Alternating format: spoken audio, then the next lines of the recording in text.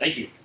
I'm representing the People's Republic of China, and we are very pleased to announce many international achievements in the past couple of hours. We have submitted a new and revised deal with the Russian Federation.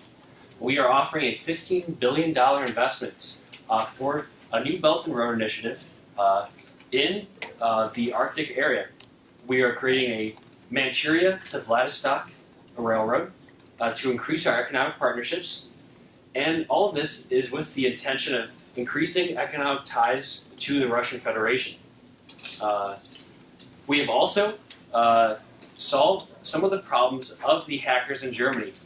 Our evidence has found that an independent terrorist group known as the Revolution Klamites, made up of Russian natives living in Germany, have decided on their own volition to hack and disrupt the electrical grid. Through our extensive investigation, we found information about the location and handed over that information to the German authorities to aid in their apprehension.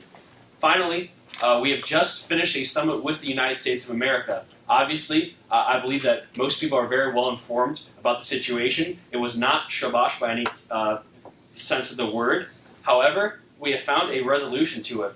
We have agreed to a mutual de-escalation of tariffs, a gradual mutual de-escalation. We have got the promise from the United States of America to move their ships from the Straits of Malacca. And additionally, we have tried to rectify the situation in the Maldives. So we are very pleased to find a solution to that problem with and conflict with the Americas. Or America. 2 questions. So can you clarify what you mean by rectifying the situation in the Maldives? So the initial inciting conflict of this entire incident was that the Maldives have decided to reject our claim to a military base there, and the American provided some support to that claim, and that was the initial inciting incident. But I believe that through diplomacy, we rectified the situation, and the United States, if I'm correct in my briefing on the summit, has given up any support to that claim. Any other questions? And what time frame do you expect for this $15 billion investment in the Arctic to be completed by? We do not have an exact time frame, so this $15 billion investment is a loan for the Russian Federation. That's the cornerstone of our Belt and Road Initiative. We give out loans at a low interest rate to companies to develop their industry. We do not directly affect how the time frame. We give the Russian Federation money to invest. I believe that they were looking to restore some of their Arctic bases from the Soviet era that were previously abandoned. And so the time frame is not of our pejorative, our prerogative. Thank you. Next up.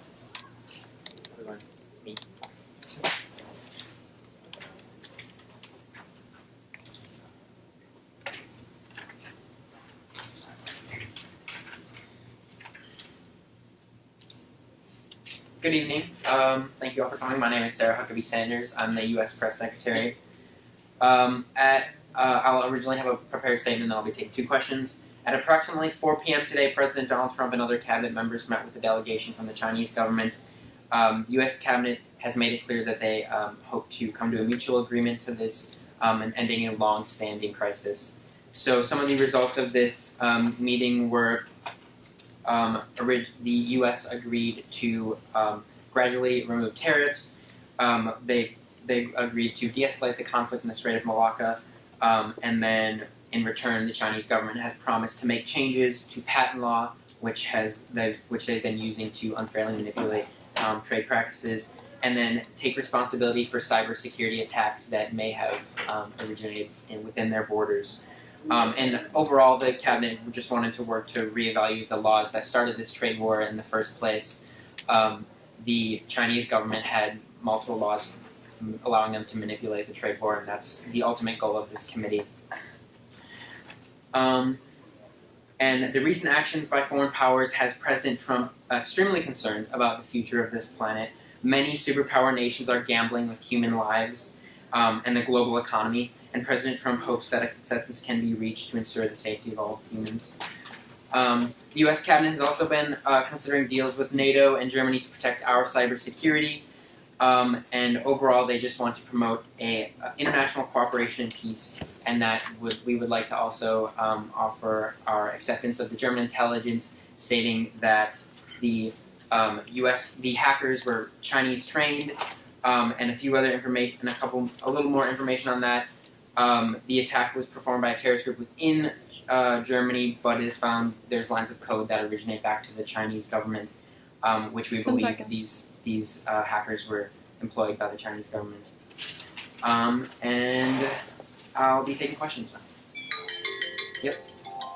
So you say at the beginning of your statement that the United States and China have come to a mutual consensus to lower tariffs. However, you also mentioned that China had employed terrorists against the United States.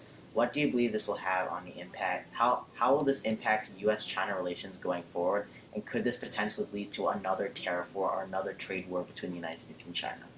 Yeah, so I did mention that we came to a mutual consensus to finally end this trade war.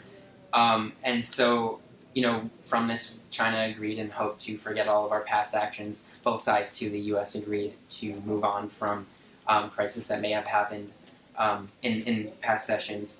So we do not believe that this will lead to a trade war going forward, just because we've worked cooperatively with multiple members of the cabinet who've all seemed firm on their belief on this issue and are told our delegation that they'd relay these messages to their cabinet, ensure that it is passed and affirmed by President Xi Jinping. Can you tell us a time period? Can you give us a time frame for when U.S. and China tariffs that were raised during the current trade war will potentially go down, and then the U.S. and China trade relationships will be balanced?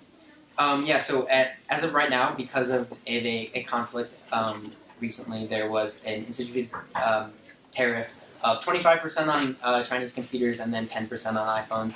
And so our delegation agreed to gradually lower these, starting with just these two tariffs, and then within a year, I wasn't given specifics just because it ended minutes before I got up here, but they just gradually said in a year or so we'll probably have close to free trade with China or work towards that goal.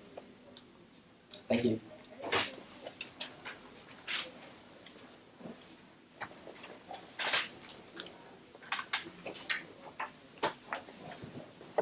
Hello, I'm Dmitry Peskov, and I'm the press secretary from the Russian Federation.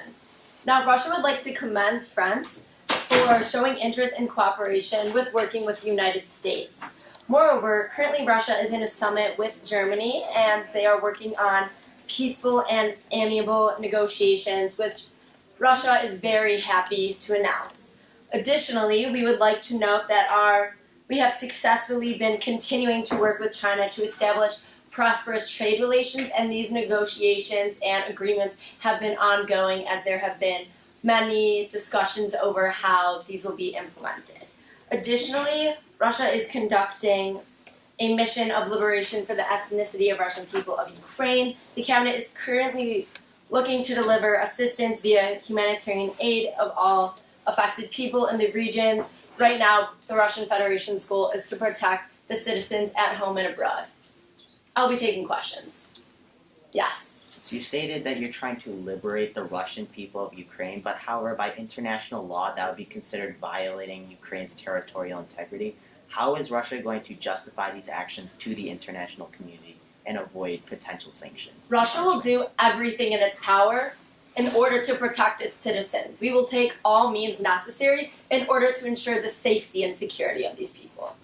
Yes. How do you respond to the current allegations of embezzlement within the Russian cabinet? Well, of course, thank you. Well, with these allegations that have been made, obviously Russia is conducting the Russian cabinet has been conducting investigations. However, right now, we cannot disclose any information because, as of course, you are innocent until proven guilty. So right now, Current investigations are underway, however, we do not have any direct statements from that.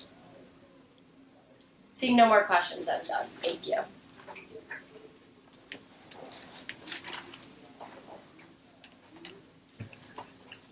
Alrighty, good evening. Good evening. My name is Stefan Seibert, and I am the German Press and Information Agency head. Now, within the Cabinet's time together, much dialogue has been discussed involving cybersecurity and the conflict within Ukraine. Firstly, the Federal Republic of Germany engaged in dialogue with France and established a joint agreement in progressive and comprehensive cybersecurity measures. Germany established with France within the agreement transparency and a basis of info sharing and intelligence gathering. We also agreed upon cooperative aid in case of another attack and calls upon other EU nations to adopt such cooperation, as well as building a strategy in bettering cyber security infrastructure.